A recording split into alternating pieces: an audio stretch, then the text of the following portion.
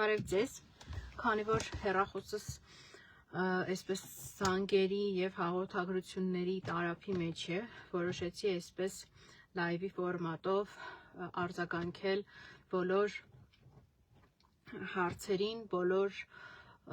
խոսքերին, որոնք կապված էին այսօր առավոտյան հայտնի դարձած արդեն այդ չասենք միջադեպ, բայց իրադարձությունների հետ, որոնք հայտնվեցին այսպես հանրության ուշադրության կենտրոնում։ Ուրեմն երևի թե սկսենք նրանից, թե ով է մայրիկս, ինչու է որոշել իր կարծիքը արտահայտել, չնայած որ հանրությանը արդեն պարզ է, և ինչ ցնցումների մեջ ընկավ իշխանությունը մայրիկիս կարծիքը հրապարակային և անվրդով կերպով արտահայտելու հետևանքով և անցնենք առաջ։ Ուրեմն գաղտնիք չէ, որ մեր ընտանիքից շատերը բժիշկներ են, ինչպես մայրս, քեռիս, եղբայրս, քեռուս աղջիկները, մյուսն, այսինքն ես հպարտությամբ կարող եմ նշել, որ վաստակաշատ բժիշկների ընտանիքից եմ, նաև վաստակաշատ պրոֆեսոր Յոլյանի ժառանգներից եմ։ Եվ մայրիկս ևս բժշկուհի է, շուրջ 3-11-ից ավելի փորձով, մանկաբարձ գինեկոլոգ, բժշկական գիտությունների թեկնածու և իր ձեռքով լույս աշխարհ են եկել հազարավոր երեխաներ իր բարեխիղճ աշխատանքի արդյունքում շուրջ 20 տարի Քանաքեռ Զեյթուն վարչական շրջանի պոլիկլինիկայում իր հսկողության ներքո գտնվող որևէ հղի փառք Տիրոջը որևէ բժշկական սխալի արդյունքում չի տուժել։ Սա ես կարող եմ ասել բաց ճակատով, ամենայն հպարտությամբ ու խորին երախտագիտությամբ Աստծուն, որ նման ծնող է ինձ շնորհել։ Մայրիկս բնականաբար միշտ նաև պատրաստ էր, թե դեռևս ուսանող ժամանակներից օգնել հայրենակիցներին ու այն 88 թվականի երկրաշարժի օրերին սանիտար աշխատելուց մինչև պատերազմի օրերին բուժքույր աշխատելուց մինչև 90-ականներին, ընդհուպ մինչև այսօրը այդ մարդը ապրում է իր հայրենակիցներին մի բարիք գործելու համոզմունքով։ Ու մի քիչ առաջ եմ ընկնում, իհարկե հակադարձելով այս օրերին, չգիտես որտեղից էսի պատասխանեց իրադրության առողջապահության նախարարի այդ չգիտես որտեղից հայտնված հարցադրումներին հռետորական, թե ուր էին այդ մարդիկ, երբ որ արցախցիներին, չգիտեմ, պատերազմի օրերին ուր էին, կամ որ արցախցիները գաղթում էին, ուր էին, ասեմ ուր էին։ Ուրեմն եղբայրս Քելբաջարի Քարվաճառի զորամասում էր և Քարվաճառի զորամասի բժիշկն էր Էդուարդ Արամի Սողոյան։ Կարող եք նաև, եթե այնտեղ ծառայվածներ կան, հարցնեք, թե օրինակ քանիսի կյանքն են փրկվել եղբորս ջանքերով։ Ուր էր մայրիկս այդ օրերին։ Մայրիկս երբ որ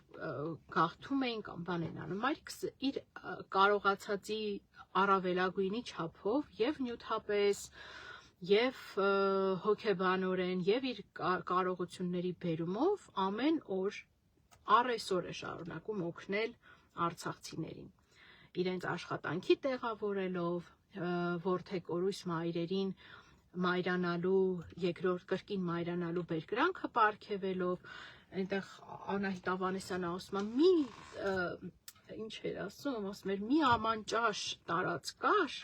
այդ մարդը ոչ թե մի աման ճաշ է տարել ու ոչ թե միայն այդ օրերին է տարել, այլ այդ մարդը ամեն օր է, երբ որ իմանում է, որ օրինակ ենթադրենք իր բուժառուն սոցիալապես վատ վիճակում գտնվող կին է, երբ որ իր բուժառուն իմանում է, որ որդեկորույս է, երբ որ հարազատ է կորցրել պատերազմում, մայրիկս գնում է ծնունդը ընդունում է այդ մարդու, չգիտեմ, վիրահատությունն է կատարում, բուժօգնությունը կատարում է, հետո գալիս է տուն, ասում եմ մայրիկ ինչ ես անում, ասում է ճաշ եմ պատրաստում, այս մարդը օգնող չունի, ճաշ սարքեմ, գնա ունի, բայց այդ մարդը չի անում նրա համար, որ մի հատ էլ դնի, մարդը հիմնական սոցիալական ցանցերում էլ չկա, որպեսզի սոցիալական ցանցերում տեղադրի եւ դրանով բարձենա կամ դրա հաշվին ինչ որ բաներ ասի։ Մայրիկս է։ Քերիս բուժծառայության փոխգնդապետ մարդ, ում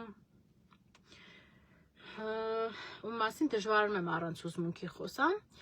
բայց ով եւս պատերազմի օրերին անձնվիրաբար է ծառայել թե արցախցիների եւ թե մեր Հայաստանի Հանրապետության քաղաքացիների, մեր հայրենակիցների փրկելու ուղղությամբ եւ պատերազմում կռվողները չկա գեթ մեկ մարդ Հադրութի դիվիզիայում եւ Հադրութի շրջանում, ով չի ճանաչել առնչություն ունենալով կամ գոնե չի լսել Հրանտ Պապիկյանի մասին, իր կատարած սխրանքների մասին, թե 90-ականների պատերազմում եւ թե 20 թվականի պատերազմում, ինչպես է ինքը, չնայած նրան, որ 20 թվականի պատերազմում ունեցել է փոխգնդապետի ուսադիրներ, մի վայրկյան չվարանելով անձամբ գնացել փրկության եւ բուժօգնության կանչի ահազանգերի հետևից եւ այդ հերթական եւ այն որ մի շարք զինծառայողներ փրկվել են եւ որ մի շարք ընտանիքներ գոնե հիմա գերեզման ունեն իրենց որդիների մահը սգալու համար, դա նաեւ քերուս անձնվեր աշխատանքի շնորհիվ է եղել։ Ու նաեւ պատերազմի այդ թեժ օրերին իր կատարած սխրանքների արդյունքում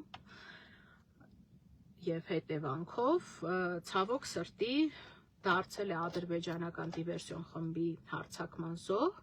եւ ուղղակի այդ պահի դրությամբ գոնե կենթանի վիճակում գերեվարվել է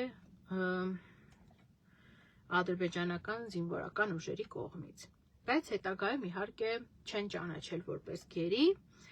եւ մինչ օրս ընդհուպ եվրոպական դատարանի ուժի մեջ գտնվող որոշման ներքո համարվում է որպես բռնի անհետացած։ Ու կարծում եմ, որ բնական է, որ առնվազն մեր ընտանիքը, մայրս, առանձնակի հրճված չենք Նիկոլ Փաշինյանի վարած քաղաքականությամբ եւ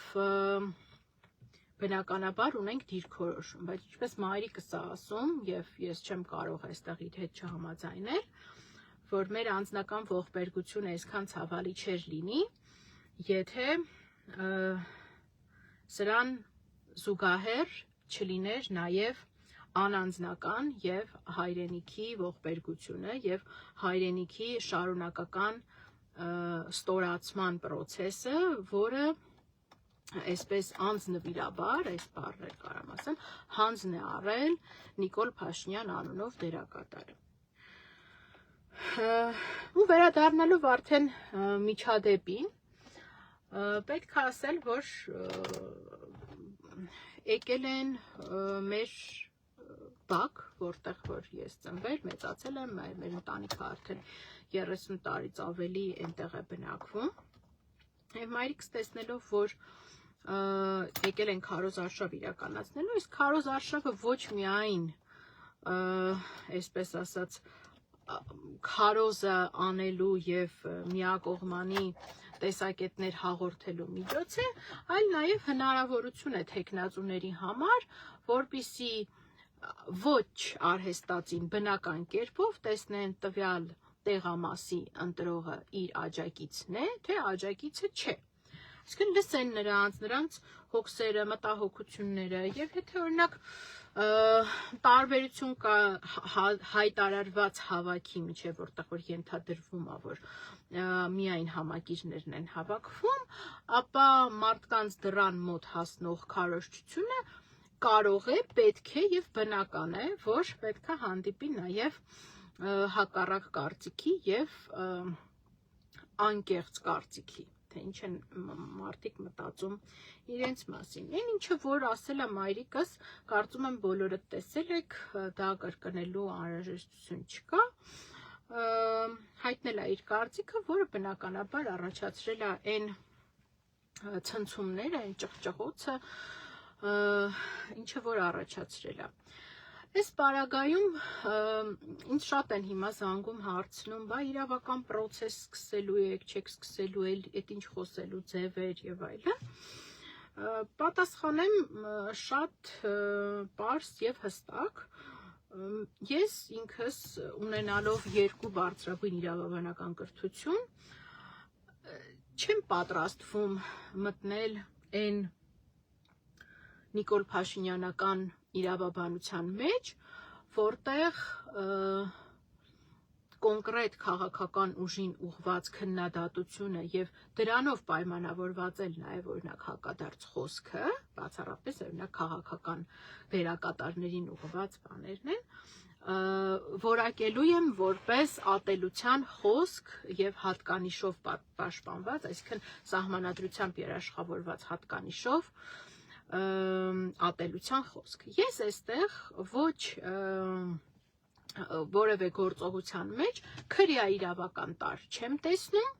առնվազն մայրիկիս դեմ ուղղված։ Կարող է քննարկման առարկա դառնալ, թե արդյոք հետո, թե անմիջապես այդ միջադեպին հաջորդող ժամանակահատվածում, երբ որ Նիկոլ Փաշինյանը սկսեց խոսել արցախցիների մասին, նրանց փախած լինելու, չէ՞ որ մասկաներով պտտվելու եւ այլնի մասին, կարող է դա ներազգային թշնամանքի տարեր պարունակել։ Ես այդտեղ չեմ խորանում, բայց ինչը վերաբերում է մայրիկիս եւ Նիկոլ Փաշինյանի միջև տեղի ունեցած այդ բանավեճին, այդտեղ քրեա իրավական տար արկա չէ։ Եւ զուտ իմ այսպես ասած սպորտային հետաքրքրությունը բավարարելու համար, որ այ տեսեք, եթե դուք գնում եք այն մի մեկնաբանություն գրող կնոջը ձերբակալում եք ատելության խոսքի համար, բա այստեղ ինչու օրինակ Նիկոլ Փաշինյանի չեք։ Ես այդ աբսուրդի թատրոնի ժամանակ եւ ռեսուրս եւ նյարդեր տրամադրելու ցանկություն չունեմ, որովհետեւ համոզմունք էլ չունեմ, որ առհասարակ այս տեսակ խոսույթները պետքա քրեական հետապնդման ենթարկվեն։ Դա իմ համոզմունքն է եղել, որը ես արտահայտել եմ մինչև այս միջադեպը հիմա եւ կարծում դրանից հետո եւս։ Ինչ վերաբերում է նաեւ այն նույն կարող էր ասում են, բա մայրիկի թևից է քաշել եւ այլն,